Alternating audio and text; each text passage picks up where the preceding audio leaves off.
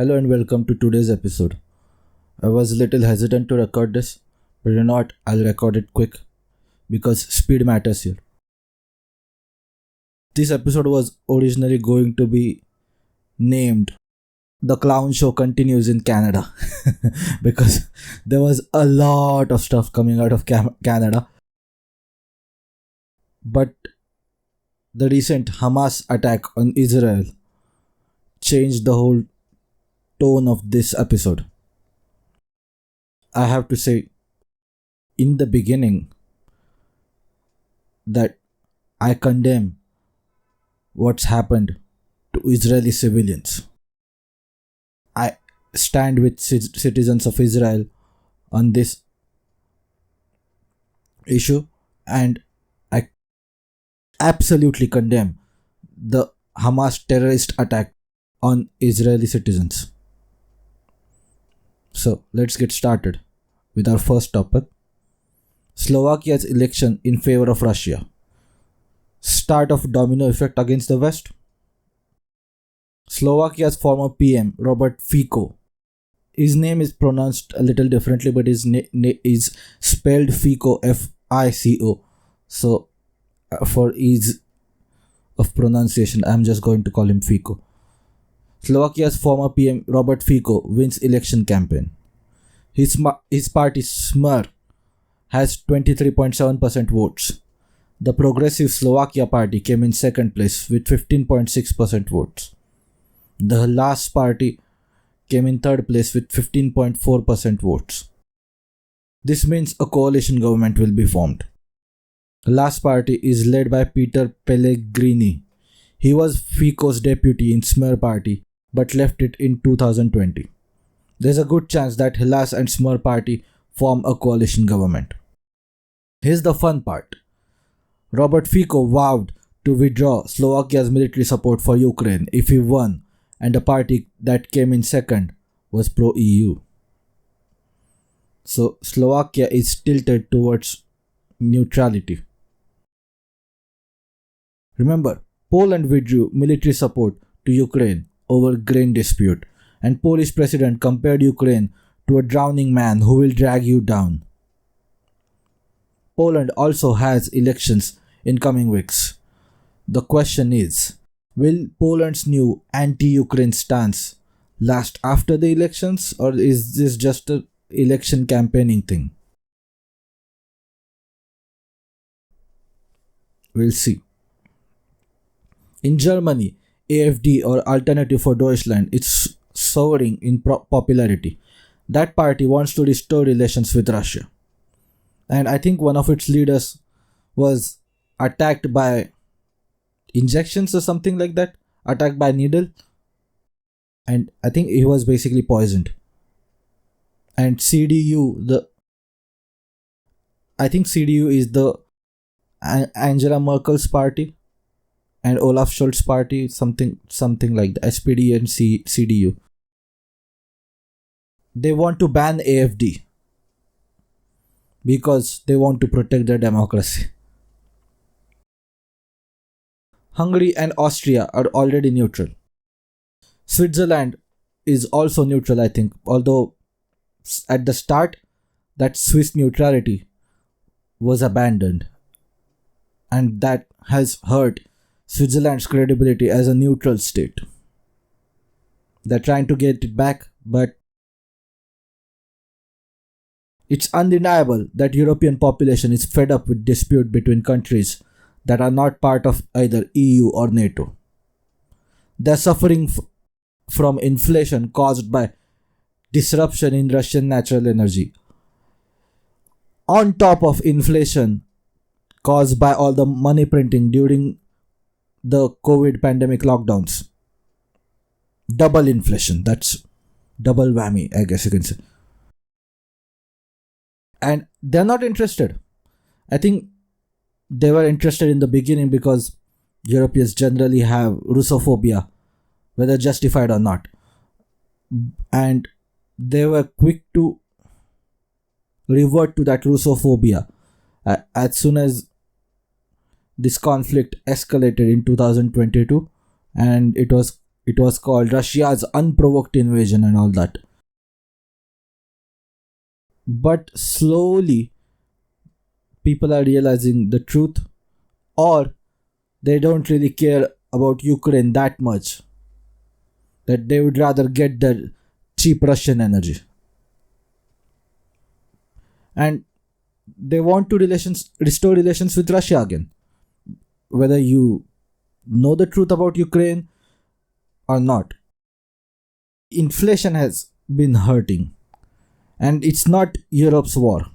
It's happening in the European continent. The elites want war. They want Russia to be conquered, I guess you can say, to drive out Vladimir Putin, and maybe further dismantling of Russia or balkanization of Russia. But that didn't happen, clearly, because Russia is food secure. They produce their own food. Russia is energy secure. They produce their energy. And Russia has a military industrial complex, which means they produce their weapons. If you have those three, sanctions are not going to be effective. That's just the truth. If people can afford food and they can afford energy, and energy prices don't go up basically, and they have weapons, they can sustain themselves. That's also true about United States. That's true about Russia.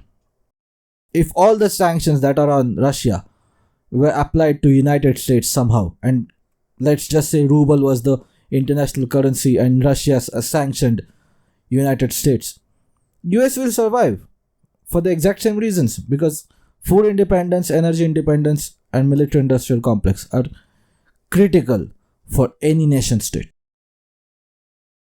You have to be as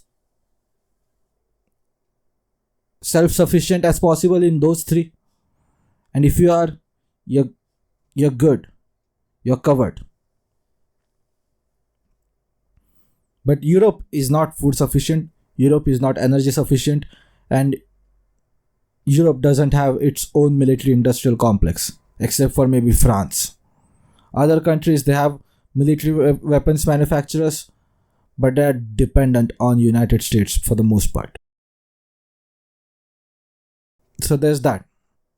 So how will anti-Russian European elites respond to this win? Will protests funded by NGOs erupt in Slovakia? Will scandals about some politicians occur in Slovakia? Will EU try to hurt economies of countries with pro-Russian politicians? Will EU threaten them? EU is already threatening Hungary and Poland because they don't want immigrants.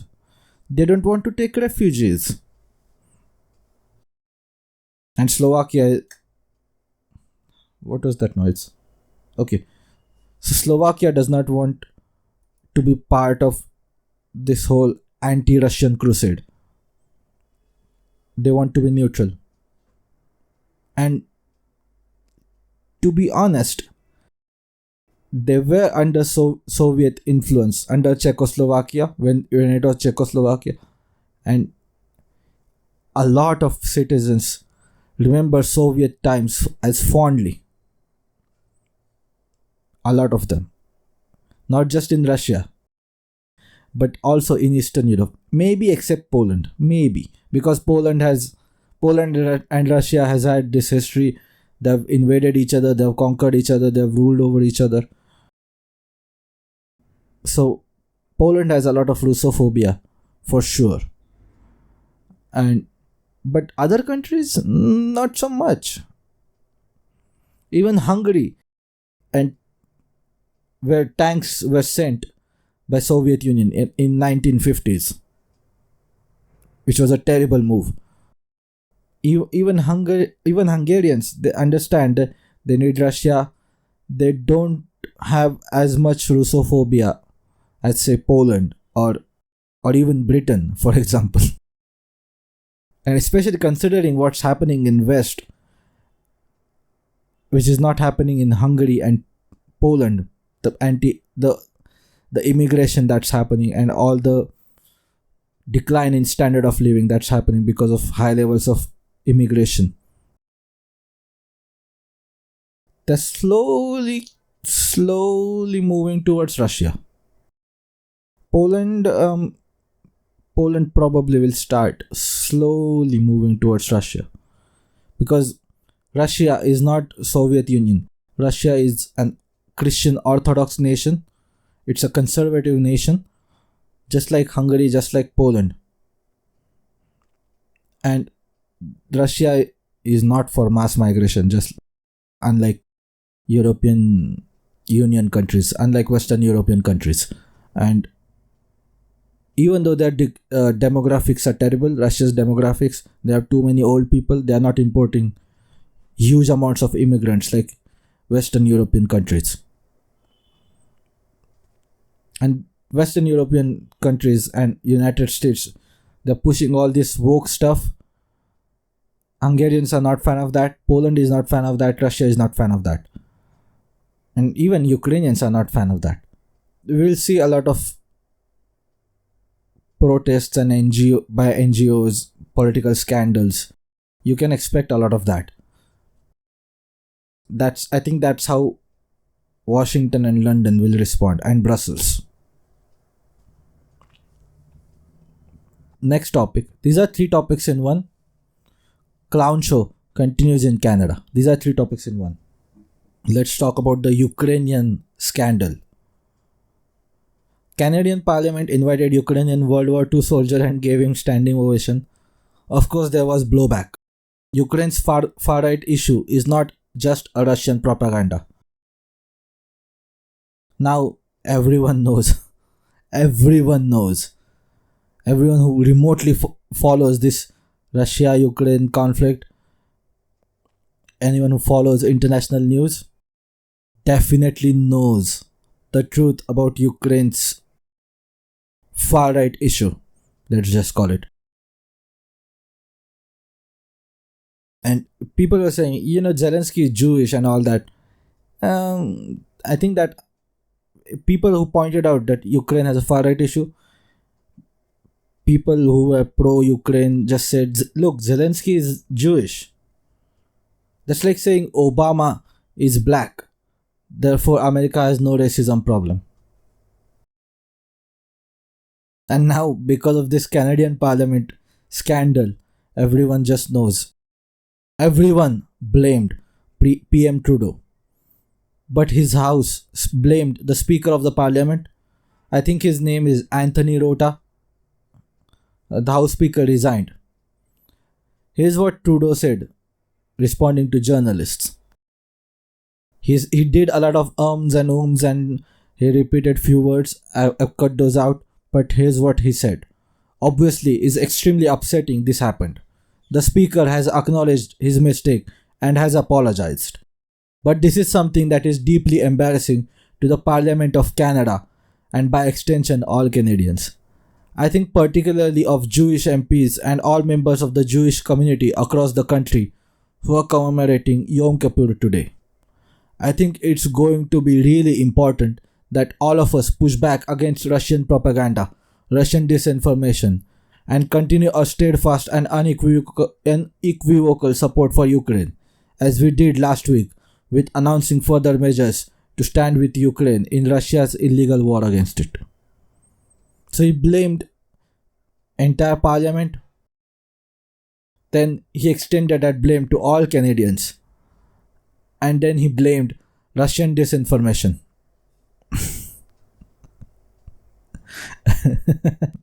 Well, that's Justin Trudeau for you. What can I say? Next story in the same Canada clown show. Canada-India over Khalistan issue. When asked for evidence, Canada mentioned intelligence shared with Five Eyes, and it also mentioned open source intelligence, which is basically what's available on the internet. India decided to expel 41 Canadian diplomats to bring diplomatic parity. And Canada is panicking now. They'll have to close their consuls, which means they cannot import as many Punjabis as they were importing before. They'll have to tone down their immigration. And also, something like 40% of students in Canadian universities are Indian students. If immigration slows down, students will not join or go to Canadian university, and I think already they probably will not go to Canadian universities. They will choose other countries. This a lot of these universities are subsidized by taxpayers. The free university model is subsidized by taxpayers and foreigner students. If 40% of students stop coming to these universities, the education prices will skyrocket. They already have a housing problem. It's a big country, tiny population, and they have somehow they still have housing problem. How? Because of Justin Trudeau, Prime Minister Trudeau. PM Trudeau said Canada is not looking to escalate and would like to talk privately. Okay. Well, you were the one who did it publicly. And now you want to do it privately? India, of course, has no incentive to back down, especially as PM Trudeau supported 2019 farmer protests in India to pander to Khalistani base in Canada. Of course, India will put on maximum pressure on Canada. And I think Justin Trudeau, Prime Minister Trudeau, posted on X, formerly Twitter, that he talked to UAE's leader Sheikh Mohammed bin Zayed (MBZ) about the Hamas Israel terror attack, but he also mentioned that they talked about India and upholding of rule of law and all that. We will see how this will end. I think this is going to end in an interesting way. We'll see how India responds. We'll see. The third topic in the Canadian clown show topic: Canada to introduce an Orwellian law, special registration for podcasts. Canada recently announced it will require podcasts to register with the Media Regulation Authority, CRTC, Canadian Radio, Television and Telecommunications Commission, through the Online Streaming Act, also known as BC11. Yes, this is the same bill that many Canadian YouTubers have been complaining about. This act will require streaming services like Netflix and Spotify to support Canadian content. The act doesn't clearly define how much support is required and what kind of content should be supported. That will be delegated to CRTC.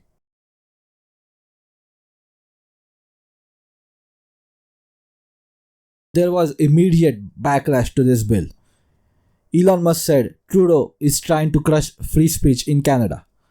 Glenn Greenwald said the Canadian government, armed with one of the world's most repressive online censorship schemes, announces that all online streaming services that offer podcasts must formally register with the government to permit regulatory controls. Defenders of this bill are pointing out that only companies with $10 million or more of annual revenues must comply with this bill. There are very few Canadian podcasts that have revenues more than $10 million. Bill C11 will affect companies with more than $10 million of annual revenue. But this also applies to podcast distributors like YouTube, Apple Podcasts and Spotify, which means all of podcasts. The bill requires promoting and recommending Canadian content, just like how currently CRTC doesn't control artists but controls their broadcasters. This bill applies to adult content as well. Before Bill C11, there was Online News Act, also called Bill C-18. The bill will address the negotiating imbalance between news publishers and platforms. Meta, in response to this bill, has blocked news sharing on its platforms in Canada. You cannot share news in Canada on Meta's platforms like Facebook and Instagram. When you see Bill C-11, you will think this is a dystopian law. When you see Bill C-11 and Bill C-18 together, you'll know this is about protecting corporate media. Podcasts can say what news publishers cannot say. Podcasts don't have the level of regulations that news publishers have. These regulations will bring podcast and news publishers on near the same level in terms of what they're allowed to say and all that regulations. I think this will kill off competition to corporate media, because why would you listen to some random individuals over news publishers with higher production budgets when both of them are saying the exact same things? You'll prefer the brand, you'll prefer the news publishers, the corporate media, because they have higher production budgets. Simple. I think this is about killing off competition. Corporate news will do propaganda of the government, and government will protect them from competition, from free market capitalism. I'll scratch your back and you'll scratch mine. Simple as that. I think that's what is happening with Bills C-11 and Bill C-18. Last topic written in the notes. There's another one. Hamas attacked Israel on 50th anniversary week of Yom Kippur War from Gaza Strip. About 5,000 rockets were launched in the morning. Something like in 20 minutes? 5,000 rockets. That's insane. Something like 300 to 700 Israeli civilians are dead because of this attack in southern part of Israel.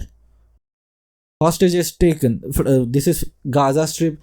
This is where Israel is.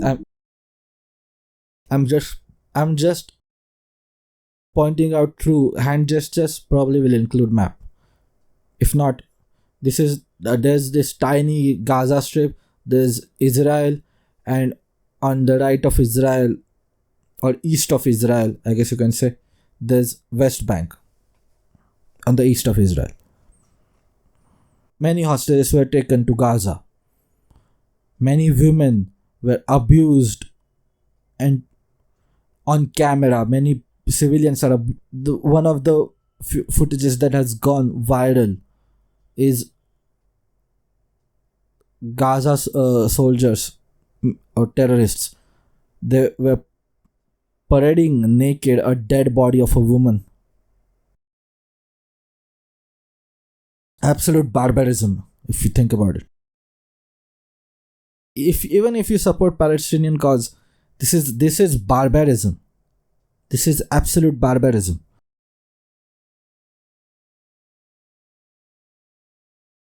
So what happened? Clearly, there was intelligence failure. Air quotes failure. If you have a slightest idea of how military logistics work, or logistics in general, you know that they were watching these people bringing rockets from other parts of the world to the Gaza Strip. Same intelligence agency, Mossad, they know everything about everything. They are considered to be one of the best in the world, one of the most ruthless in the world. And all this talk of mass surveillance and Pegasus spyware, they most likely knew what was coming. And I don't know for sure because I don't work for Mossad. Okay? But they most likely knew about this upcoming attack. Because, like I said, most ruthless, one of the best intelligence agencies in the world, and considering the threat that Israel has, from terrorists, they have to have a lot of surveillance cameras in the Gaza Strip. A lot of satellites pointed towards Gaza Strip, or at least the way Arabs call it, Gaza Strip. I think it's called. They don't call it strip, but Gaza, I think they call it. There were a lot of surveillance activities going on, and somehow they didn't know that they were bringing in weapons. Somehow, there are theories about this. One is politicization of intelligence agency because of Netanyahu versus the Supreme Court and all the protests that were going on. There are allegations that the Mossad is against Netanyahu and they were in favor of the Supreme Court, and they allowed this failure. They allowed this attack to damage Netanyahu's credibility as a strong leader. Or it might be a crisis of opportunity exploitation for territorial gains in the Gaza Strip. If you look at the map of Israel in 1940s, in 1960s, 70s, 90s, 2000s, border of Israel and Palestine has changed, and Israel has been gaining a lot of territory. So maybe this is just a crisis that they would exploit to increase their territories. Maybe. There are also rumors that Iran or Qatar or Turkey funded Hamas to attack Israel at the time when Israelis and Saudi Arabia were close to a peace deal. Now Saudi Arabia has to stand with Palestinians because what Israel is about to do to Gaza Strip, they'll have no choice. Either that or they face the wrath or the Saudi establishment faces the wrath of its own population. So maybe they were trying to sabotage this. There's that angle. Hamas was in contact with Hezbollah, which is terrorist organization sponsored by Iran that's operating in Lebanon. Lebanon is to the north of Israel. So maybe they were the ones who behind this. Maybe it was Qatar or Turkey. There are a lot of countries that do not want a peace deal between Saudi Arabia and Israel. Also, let me read this from Bard. There's a theory that Hamas was founded by Israel, and the theory is apparently rubbish. But some scholars argue that Israel played a role in the rise of Hamas, either intentionally or unintentionally. This is from Bard, Google Bard.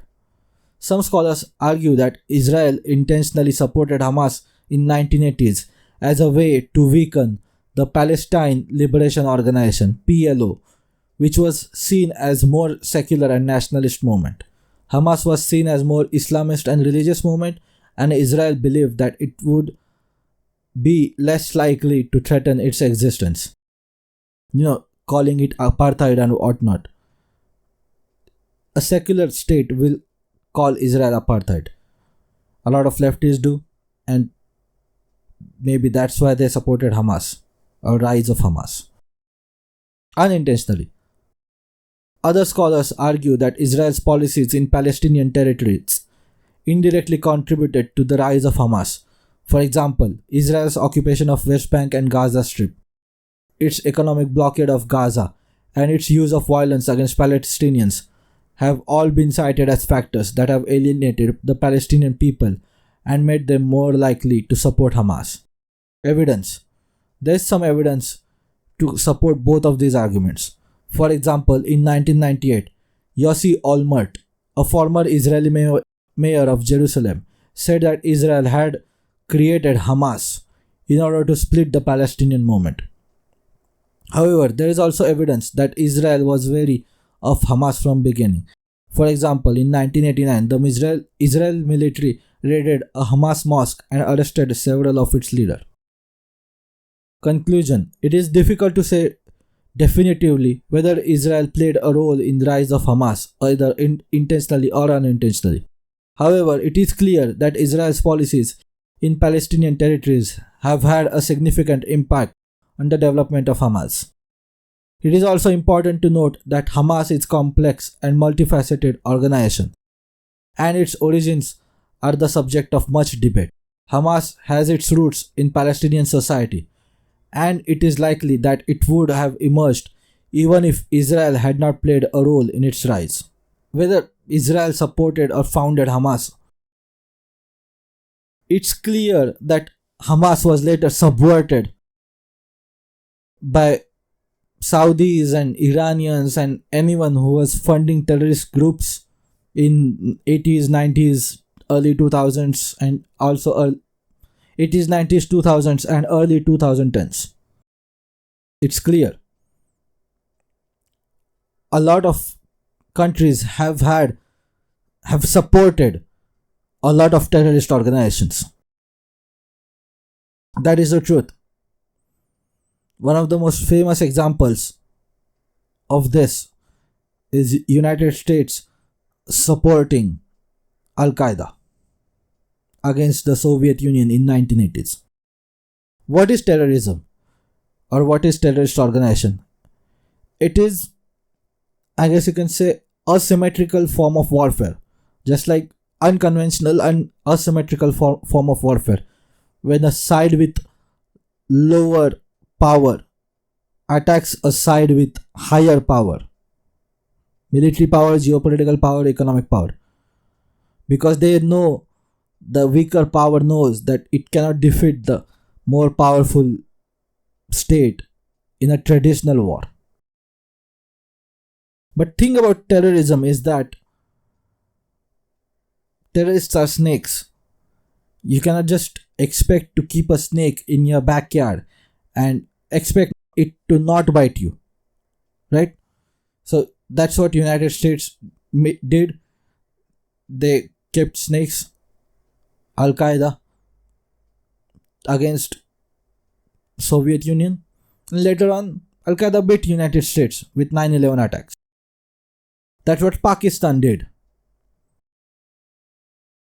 All these terrorist movements that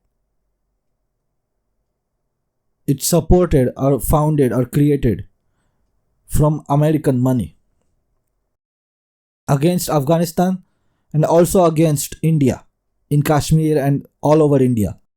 All the Lashkar-e-Taiba, Indian Mujahideen, all that. And of course, eventually, those terrorist organizations have beaten Pakistan. Pakistan has weak security. All the money that was coming from US to Pakistan, they wasted it on terrorism instead of its own development. Now its population is suffering from high food prices. One Pakistani rupee is close to what? $1 US is close to 300 Pakistani rupees. There's high levels of inflation in Pakistan. And guess what? Even Canadians, they have kept snakes with Khalistani terrorists and they're about to be beaten eventually by Khalistani terrorists, Canada. And if Israel did nurture Hamas to weaken Palestinian Liberation Authority, to weaken the Palestine movement, well, they're biting back Israel. And if they didn't, well, whoever is funding them and supporting them will eventually get bitten. by all the other terrorist organizations. This is my theory. I I I wonder if this is a start of horizontal escalation by anti-West coalition. What do I mean by this? We all know United States and NATO in general is low on ammunitions and also some type of arms. It's low on stockpiles because they've sent all of it to Ukraine and Ukraine is failing against Russia, even with all the NATO equipment and all the arms and ammunitions provided by NATO. Ukraine has failed against Russia. Ukrainian counteroffensive failed, and now when United States has low arms and ammunition stockpiles and it has low energy because they release strategic petroleum reserves and they're running low on energy. If it's low on energy, if it's low on arms and ammunitions, it cannot support all of its allies. So you can expect, if this is the start of horizontal escalation, you can expect Israel-Iran war. You can expect North Korea-South Korea war. You can expect China versus Taiwan and Japan. You can expect all these wars coming up immediately, not 5-10 years down the road when United States has replenished its arms and ammunitions, but in the near future, this year or next year, you can expect a lot of wars started by the enemies of United States against the allies of United States. That means United States has to choose which party it can protect. If it decides to protect all of them, it cannot. It just cannot. And remember, even South Korea sent a lot of its arms and ammunitions, mostly ammunitions, to Ukraine, and North Korea is sending it to Russia.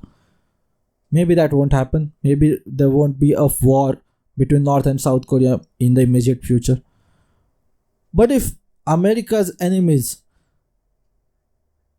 have a chance to strike at America as a superpower, it is now, when American energy and arms and ammunitions are low. So that's my theory.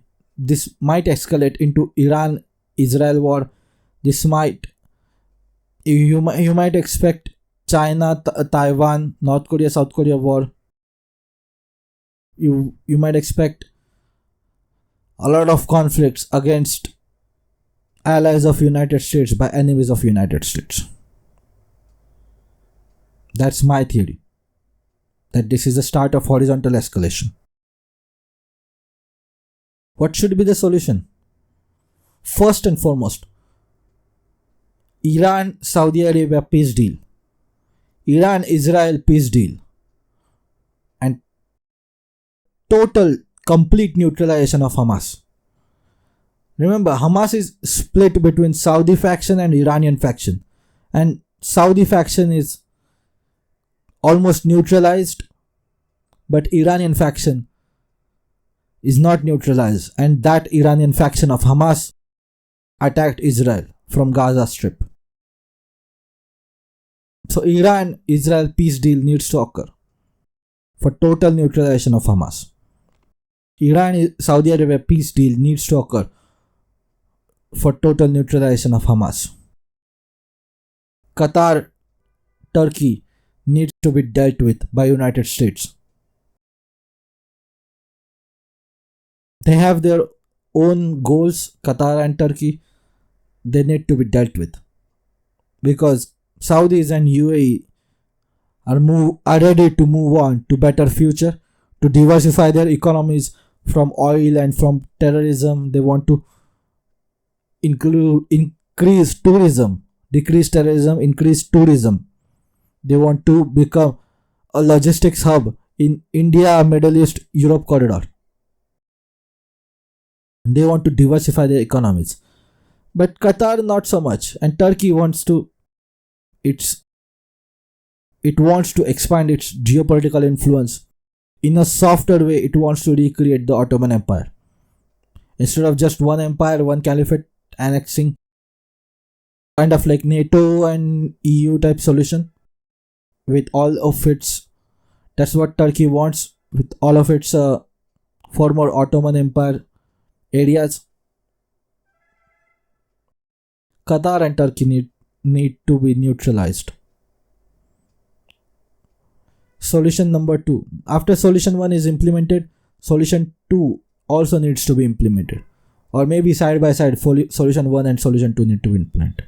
So the solution 1 was Israel, Saudi Arabia and Israel, Iran peace deal. The second solution is clear borders for Israel and Palestine. Palestine needs to accept that Israel will exist. At this point, it's a gone cause. And also Israel needs to accept clear boundaries. Because if you look at the map, like I said before, if you look at the map, Israel's borders have been increasing from 1940s to 60s, 70s, 80s, 90s, 2000s, 2010s.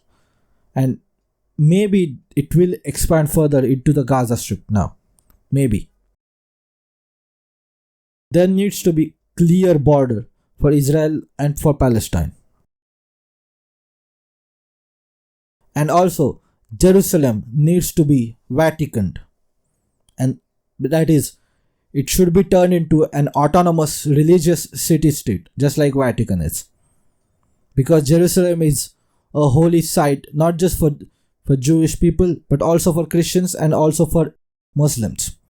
I think Al-Aqsa Mosque, I think it's called. Apologies to my Muslim brothers if I got it wrong. I think it's called Al-Aqsa Mosque. It's the third most important mosque or the holy mosque after Makkah and Medina for Muslims. So Jerusalem needs to be Vaticaned, turned into autonomous religious city-state.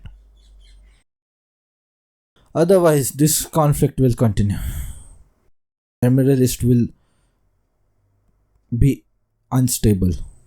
There are a lot of people who don't want a stable and prosperous Middle East. I want stable and prosperous Middle East.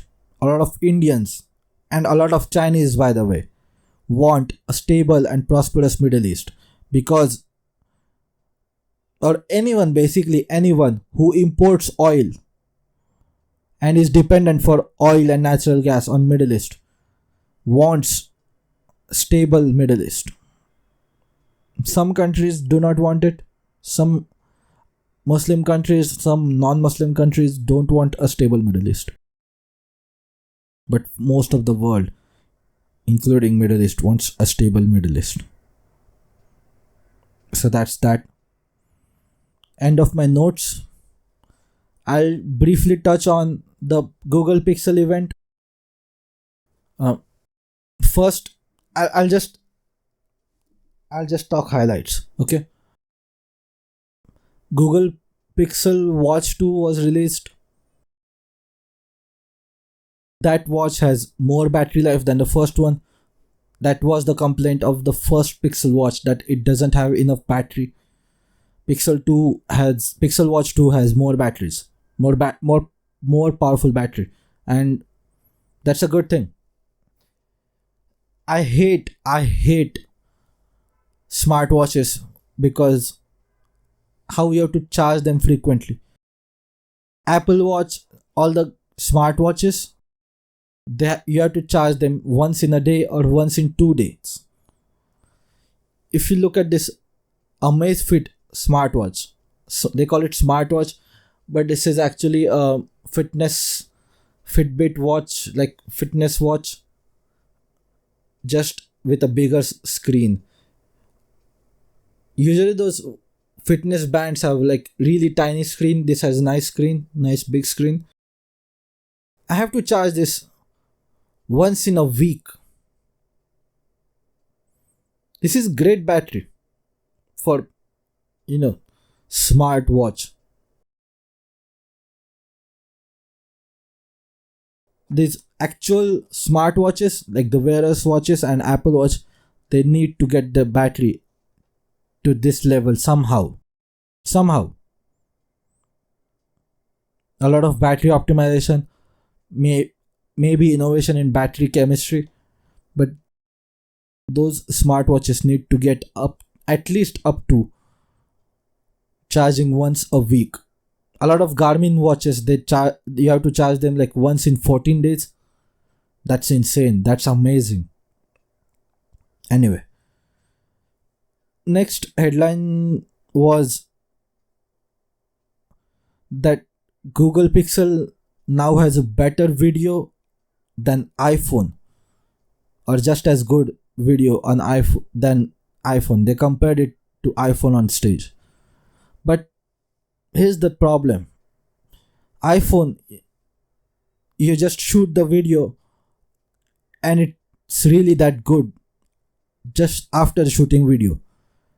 But to get that good video on Google Pixel, it has to be sent to cloud to be processed. I don't know what they're calling it. But you cannot get a good video out of the box, or out of the camera app, like you can with iPhone.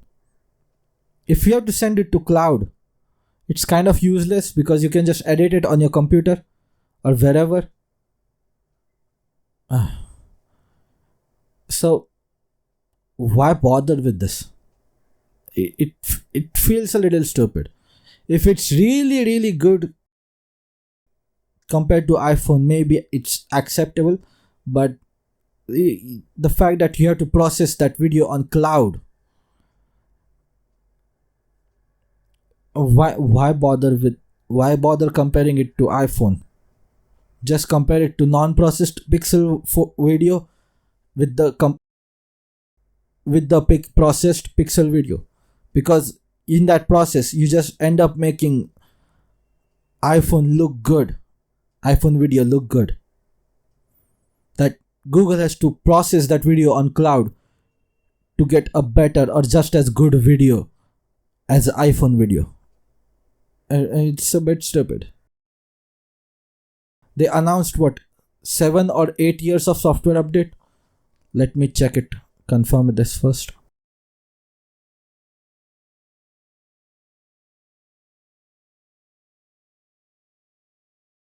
Pixel 8 software support. 7 years of software updates. That's good. Android needs to catch up to iPhone in terms of software updates, because smartphones are really good now. People don't have to upgrade the phones every year or every 2 years. You can upgrade them every 3 years or 5 years.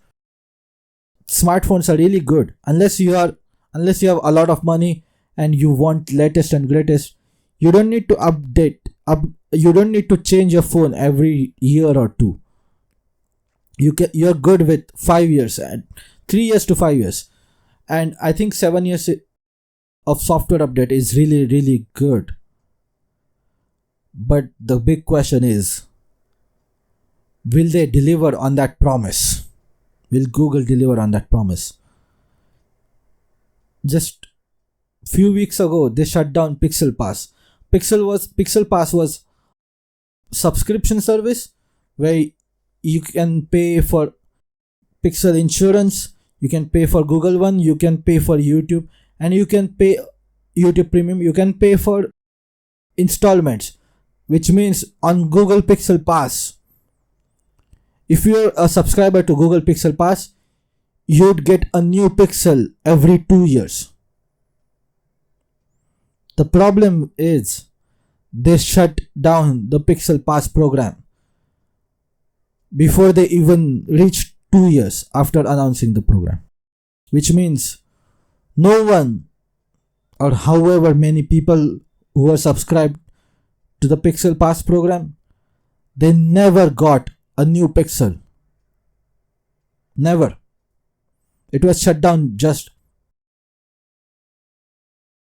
2-3 months before they had the opportunity to upgrade. They launched it with Pixel 6, and this is Pixel 8. So they had the opportunity to get Pixel 8 if Pixel Pass wasn't shut down, but it was shut down. And Google in general has a reputation to shut down things, shut down apps and services. Recently, they shut down Google Jamboard. It was an app or service that you can use on your phone and your computer, but it also had a special hardware, a special whiteboard that cost $5,000, and they shut that down. They said they are going to help people migrate to new whiteboarding service. They should also shut down Google Podcasts. They're moving it to YouTube Music now. The question is, with a track record like that, how can you trust them to deliver on the promise of 7 years of software support? How? I remember what MKBHD said. I don't know if he's the one who's the originator of the quote, but he's the one who popularized the quote. And the quote is, never buy a tech product based on future software update promise. Buy it for what it is today. And that's what Pixel 8 Pro should be to potential buyers. Don't buy it on this promise of 7 years of software support. Buy it for what it is today, if you're interested in it. So anyways, thank you so much for tuning into this episode. If you liked it, hit the like button, share it with people, comment if you're listening or watching it on a platform that allows comments. And if you like this and if you want more, hit the subscribe button, hit the follow button. Anyways, thank you so much for tuning in, and I'll see you guys very, very soon.